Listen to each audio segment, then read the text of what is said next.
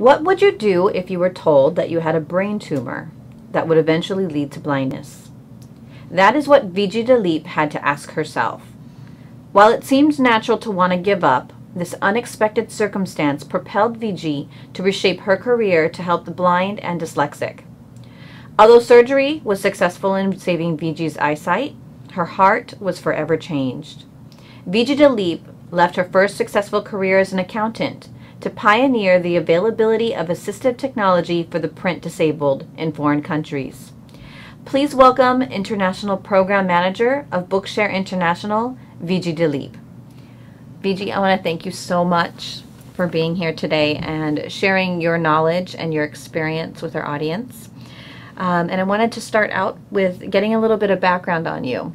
I mentioned that you were diagnosed with a brain tumor and that it could potentially lead to blindness. Could you tell us what your reaction to that diagnosis was? Sure.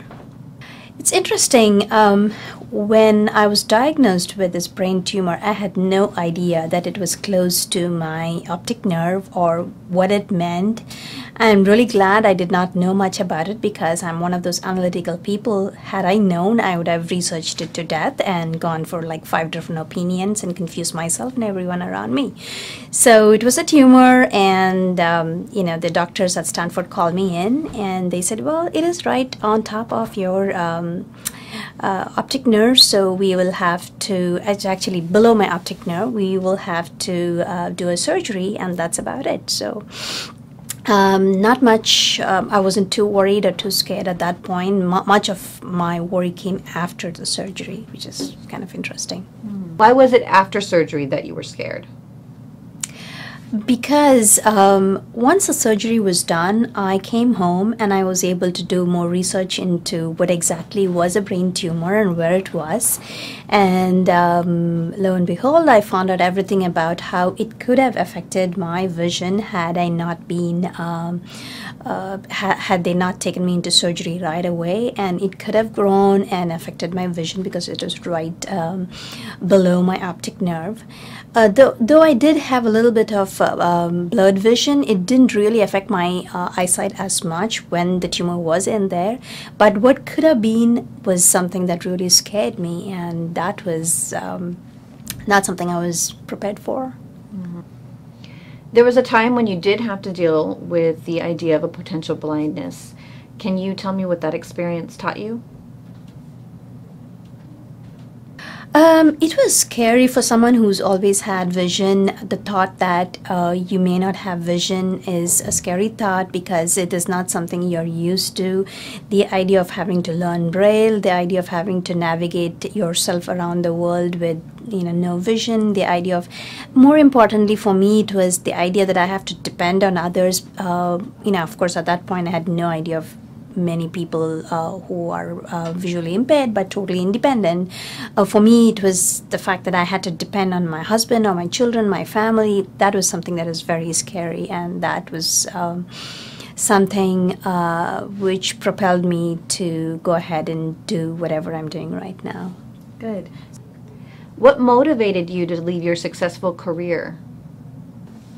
So as I mentioned, the fact that I could have lost my eyesight got me thinking about and also research into how do people who have visual impairments, how do they read, how do they live, what do they do to carry on. And when I started doing those researches, I found out that there are many ways in which people can read.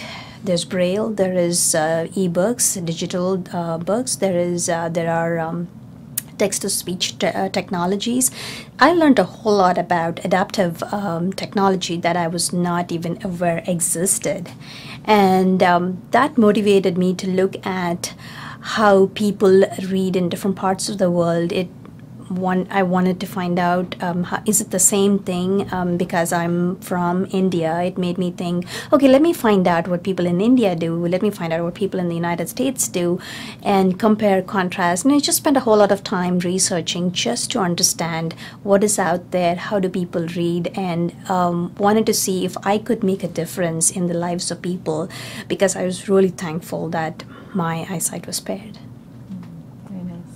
Viji, what has been the biggest reward in moving in this direction of giving back?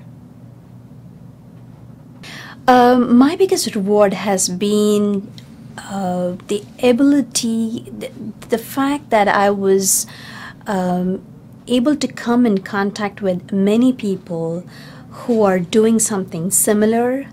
The fact that I can actually help in providing this service, the Bookshare service, to so many people, and actually seeing it making a difference in the lives of many people has been very heartwarming, and I'm very happy I made this career change. Can you give us a quick summary of what Bookshare does? Sure. Bookshare is an online digital library for people with print disabilities. And when I say print disabilities, we serve three different types of people with three different types of disabilities.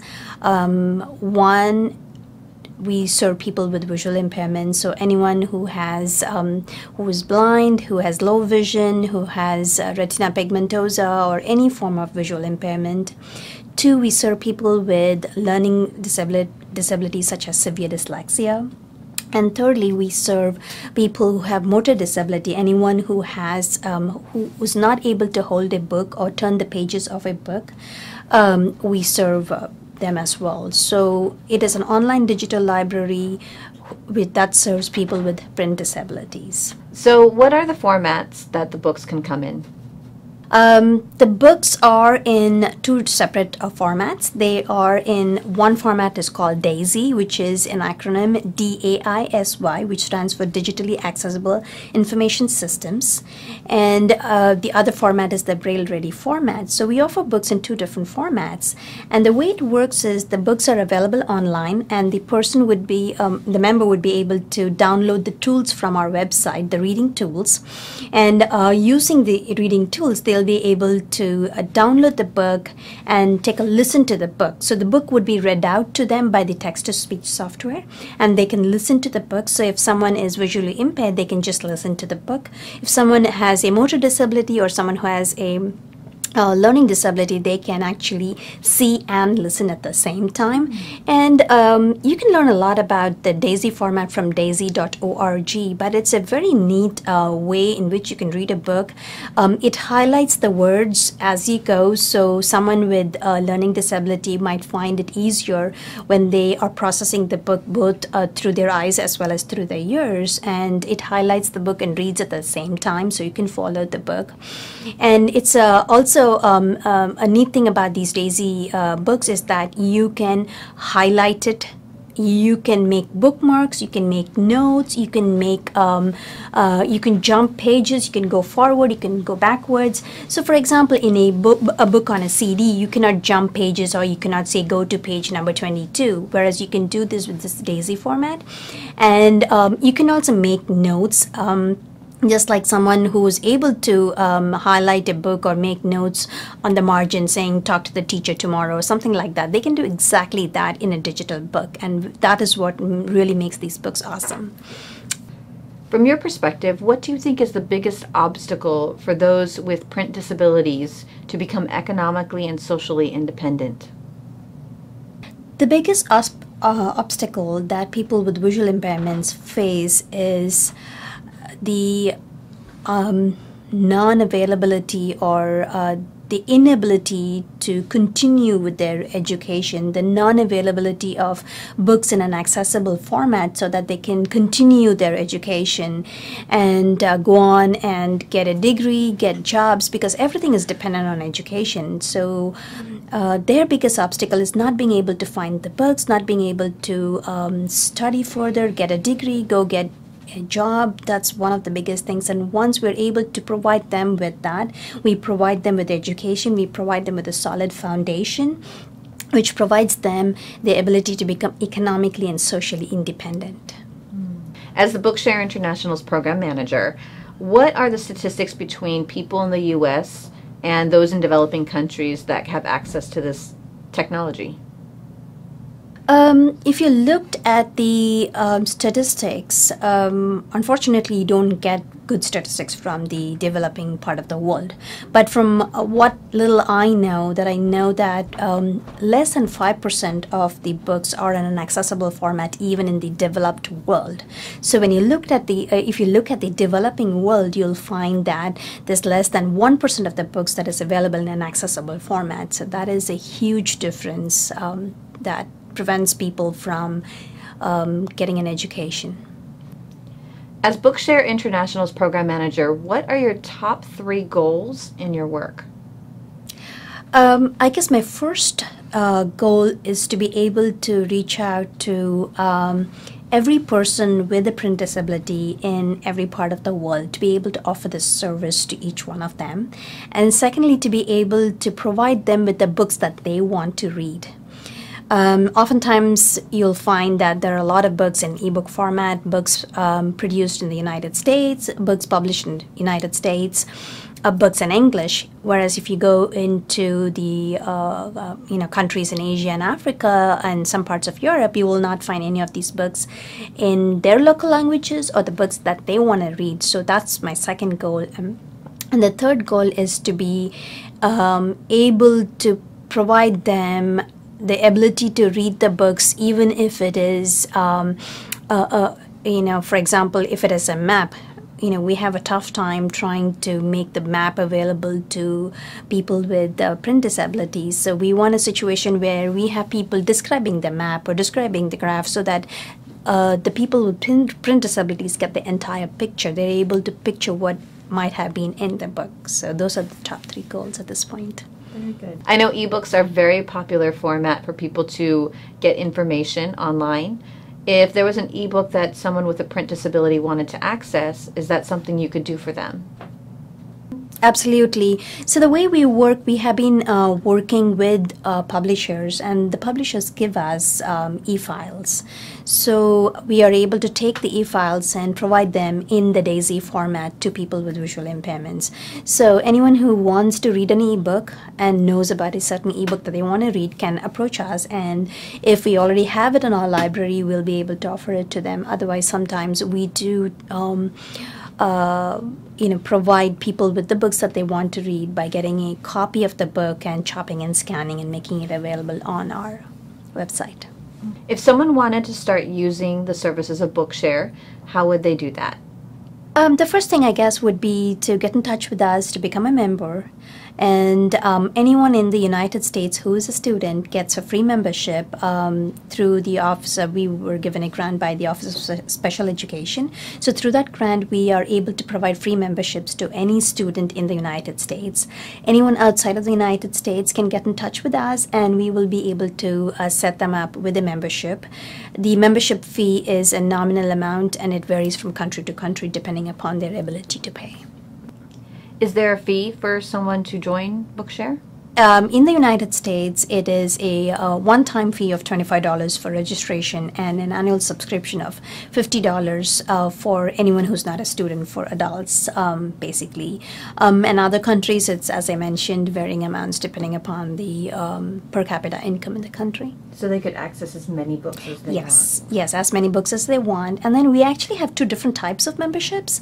We have a individual membership as well as an organizational membership. So if you have schools, colleges, or rehab organizations, what have you, who want to become a member, and they have a membership base of, say, about 50 to 100 people who they serve, they can become an organizational member and buy a chunk of books. They can buy a book block of 60 books or 100 books or 30 books.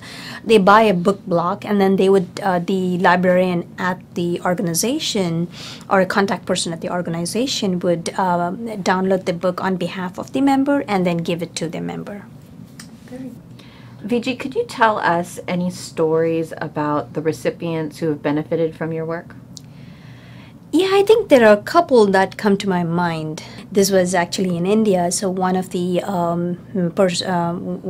persons who became a member was working as a secretary at a insurance company, but he was very interested in computers, but never could imagine becoming a programmer or a person who could do any kind of work with the software. And once he became a member, he discovered that we have a lot of books that that cover programming. He started reading voraciously and actually learned programming, learned to work with computer software, and has now made a successful change and is working as a program manager at a software company. And that was very interesting, the fact that he was able to make a change and was able to do what he had always wanted to do. And there was another person who completed his PhD in English, how to teach English to people with visual impairments. And he actually was able to make a career change and join a consulting company and move away from his home base. And that was something that was a big deal to him, to be able to become independent, move away to another city, live on his own, and not be dependent on his family. So to him, that was a big deal. And he was able to do that by reading a lot of the books that are available on Bookshare. So those are two stories that I always like to think about and talk about. So you make people's dreams come true. Yes, I mean, that is really awesome to be able to provide that service so that people can do what they want to do. If someone wanted to get in contact with Bookshare, how would they do that? The best thing would be is to go onto our website, which is www.bookshare.org. That is BOOKSHARE.org, and that'll lead you to a contact us page, and you can send us an email, let us know what your print disability is and how you would like to become a member, and you will get an email back from our customer support that gives you details on how to become a member. Viji, I want to thank you so much for being here on my show. And with every show, I want to end with a word of gratitude. So I would like to ask you what you're grateful for. I'm really grateful that I have this opportunity to be able to work in Bookshare and reach out to many millions of people around the world and provide this service to them. Here at Bookshare, they have a room called the Chopping Room. This is actually where all the magic happens, where they take a hard copy book and they translate it into a digital format so you can access it from home. Our friend Dan is going to show us a little bit about how all this magic happens. The first step of chopping a book is removing the cover. So we're going to walk right over here to the scanner, also known as the animal or the guillotine, depending on who you ask. I'm opening up the cover and I take my box cutter and I cut along the inside of the cover.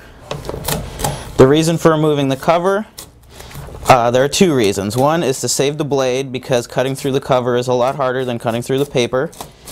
The other reason is that after we scan this book, we're going to put it on our bookshelves for a while in case we need to refer back to it, and we want to be able to see the spine.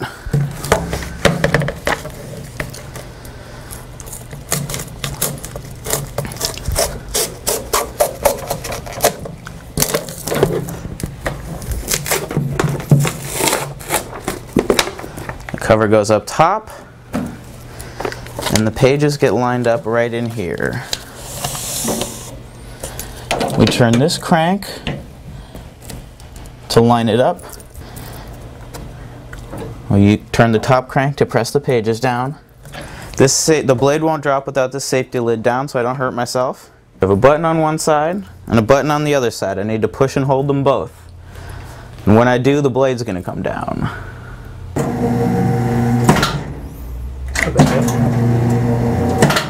What we're left with, the spine,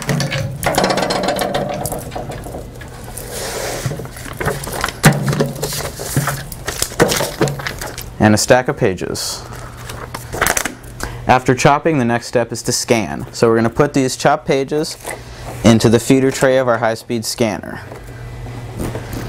Then I'm going to sit down and scan to file. This book is going to be labeled Priority SR for student request. 06 is the difficulty of proofreading level, 6 being the highest level. The book is called Houghton Mifflin Explore. I'm going to set the contrast settings. For textbooks, we have to do 2 scans, one for a darker and one for a lighter scan. That's so we'll make sure to get all the light and all the dark text. Hit OK, hit save, and we're off to the races.